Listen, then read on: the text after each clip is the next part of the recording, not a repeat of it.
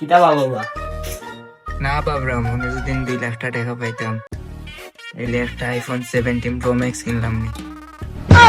তারপর আরো 50,000 টাকা দিয়ে 20,000 টাকার একটা পার্টি দিলাম নি, আর 30,000 টাকা দিয়ে কাপড় চোপড় লইলাম নি। তুই আমারে দিতা নানি? তোরে দিতাম মানে তুই কি তা টাকা পাইছ? টাকা তো আমি পাইছি। এলা তুমি পাইলা করে কিতা এলা আমারে দিতা নানি?